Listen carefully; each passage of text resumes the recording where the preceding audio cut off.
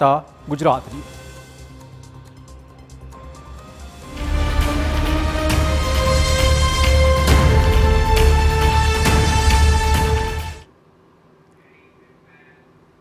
તો ગુજરાતને કડકડતી ઠંડીથી હાલ પૂરતી રાહત મળવાના કોઈ સંકેત નથી।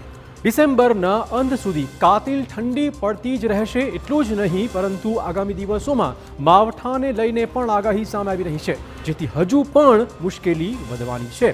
હવામાન વિભાગની આગાહી છે કે આગામી 7 દિવસ હજુ પણ ગુજરાતના અનેક વિસ્તારોમાં કોલ્ડ વેવની સ્થિતિ જોવા મળી શકે તેમ છે।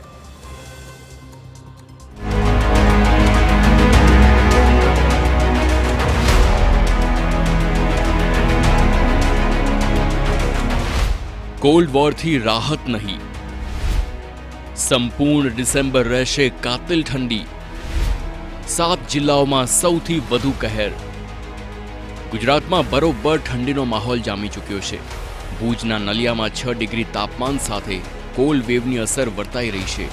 કાતિલ ઠંડી સાથે બર્ફીલા પવનો ફૂંકાતા લોકો ઘરની બહાર નીકળવાનું ટાળી રહ્યા છે। બજારો પણ 10 વાગ્યા બાદ ખુલી રહી છે। આ સાથે જ રાજ્યના 7 જિલ્લામાં 12 ડિગ્રી સેલ્સિયસથી પણ ઓછું તાપમાન નોંધાતા લોકો ઠૂંઠવાયા છે।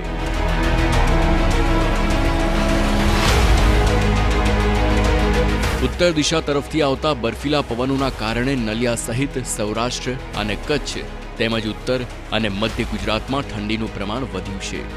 આગામી 24 કલાક હજુ પણ ગુજરાતનું વાતાવરણ આ પ્રકારે જ રહેવાની હવામાન વિભાગે આગાહી કરી છે। રાત્રિની સાથે દિવસ દરમિયાન પણ ઠંડા પવનો ફૂંકાતા દિવસે પણ ઠંડીનો અનુભવ થઈ રહ્યો છે। છેલ્લા 24 કલાક દરમિયાન રાજ્યના 7 જિલ્લાનું લઘુત્તમ તાપમાન 12 ડિગ્રી સેલ્સિયસ કરતાં પણ ઓછું નોંધાયું છે, જેમાં અમદાવાદનું લઘુત્તમ તાપમાન 13.5 ડિગ્રી સેલ્સિયસ છે, વડોદરાનું 10.2 ડિગ્રી, રાજકોટનું 10.4 ડિગ્રી સેલ્સિયસ છે, અમરેલીનું 10 ડિગ્રી સેલ્સિયસ, જ્યારે ભુજનું 11.2 ડિગ્રી અને ડીસાનું 8.9 ડિગ્રી સેલ્સિયસ તાપમાન છે। ગાંધીનગરમાં 11.4 ડિગ્રી સેલ્સિયસ લઘુત્તમ તાપમાન નોંધાયું હતું। રાજસ્થાનના પ્રસિદ્ધ હિલ સ્ટેશન માઉન્ટ આબુમાં છેલ્લા 5 દિવસથી તાપમાનમાં ખૂબ જ ઘટાડો જોવા મળ્યો છે। માઉન્ટ આબુમાં -3 ડિગ્રી તાપમાનથી કાશ્મીર જેવો માહોલ જોવા મળ્યો। આબુના પોલો ગ્રાઉન્ડ વિસ્તારમાં તો ઘાસ ઉપર પણ બરફની ચાદર જામી હતી। ગાર્ડનમાં મૂકેલા કુંડામાં પણ બરફ જામેલો જોવા મળ્યો।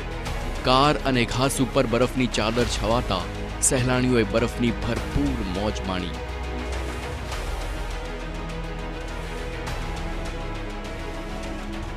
ગુજરાતવાસીઓ ગાત્રો થીજવતી ઠંડી સહન કરવા તૈયાર રહેજો। રાજ્યમાં પડી રહેલી ઠંડીમાં હજુ પણ વધારો થઈ શકે છે અને આગામી દિવસે જોર વધશે। હવામાન નિષ્ણાત પરેશ ગોસ્વામીએ આગાહી કરી છે કે આ વખતે ડિસેમ્બર મહિનાના અંતમાં ઠંડીના તમામ રેકોર્ડ તૂટી જશે। રાજ્યમાં ઠંડીનું જોર જામ્યું છે। છેલ્લા 4-5 દિવસથી ઠંડીમાં દિવસે દિવસે વધારો થઈ રહ્યો છે। ઠંડીમાં હજુ પણ રાહતના કોઈ સમાચાર નથી, કેમ કે આગાહીકાર પરેશ ગોસ્વામીએ ફરી એકવાર ઠંડીની વચ્ચે માવઠાની આગાહી કરી છે। એટલું જ નહીં, આ વખતે રાજ્યમાં રેકોર્ડ તોડ ઠંડી પડવાની પણ વાત કહી છે। હવામાન નિષ્ણાત પરેશ ગોસ્વામીએ આગાહી કરી છે કે આ વખતે ડિસેમ્બર મહિનાના અંતમાં ઠંડીના તમામ રેકોર્ડ તૂટી જશે અને જાન્યુઆરીમાં પણ તે જ સ્થિતિ યથાવત રહેશે। ખાસ વાત એ છે કે ડિસેમ્બરના અંત સુધીમાં કાતિલ ઠંડીનું મોજું ચાલુ રહેશે। 18 તારીખ પછીથી ફરીથી પાછું એક ઠંડીનો રાઉન્ડ આવશે, કેમ કે અત્યારે જે રીતે ઉત્તર ભારતના પહાડી પ્રદેશો હોય, આપણે ઉત્તર તરફ પડોશી દેશો છે જેમાં પાકિસ્તાન અને અફઘાનિસ્તાનના ભાગો ઉપર ખૂબ માત્રામાં બરફ વરસાદ થઈ રહી છે અને ત્યાંથી બેક ટુ બેક WD એટલે કે વેસ્ટર્ન ડિસ્ટર્બન્સ પસાર થઈ રહ્યા છે, જેને કારણે અત્યારે આપણે આ ઠંડીનો અહેસાસ થઈ રહ્યો છે અને હજુ પણ ત્યાં મજબૂત વેસ્ટર્ન ડિસ્ટર્બન્સ છે એ ડિસેમ્બર મહિનાના છેલ્લા અઠવાડિયામાં પસાર થાય અને ડિસેમ્બર મહિનાના છેલ્લા અઠવાડિયાની અંદર છેલ્લા 5 વર્ષનો રેકોર્ડ તોડી અને તાપમાન સૌથી નીચું જાય તેવી શક્યતાઓ છે। એટલે અત્યારે જે ઠંડી ચાલી રહી છે એમાં હમણાં કોઈ રાહત મળે તેવી શક્યતાઓ નથી। 16 તારીખથી પવનની સ્પીડમાં થોડીક રાહત મળશે અને 16 તારીખથી 1 થી લઈને 1.5 સુધીની જે તાપમાન છે એ આંશિક રાહત આપે તેવી શક્યતાઓ છે। બાકી સંપૂર્ણ ડિસેમ્બર મહિનો છે, આ ડિસેમ્બર મહિના દરમિયાન આપણે કાતિલ ઠંડીનો સામનો કરવો પડે તેવું એક અમારું અનુમાન છે। ભારતીય હવામાન વિભાગે આગાહી કરી છે કે દેશના ઘણા રાજ્યોમાં આગામી 7 દિવસ સુધી શીતલહેર ચાલુ રહેશે। બંગાળની ખાડીમાં લો પ્રેશર સિસ્ટમના કારણે દક્ષિણ ભારતમાં ભારે વરસાદની શક્યતા છે। વેસ્ટર્ન ડિસ્ટર્બન્સના કારણે ઉત્તરીય વિસ્તારોમાં શીતલહેર, ગાઢ ધુમ્મસ અને હિમવર્ષા થવાની સંભાવના છે. ડિસેમ્બર મહિનામાં બીજી વાર વાવાઝોડાનું સંકટ પેદા થયું છે.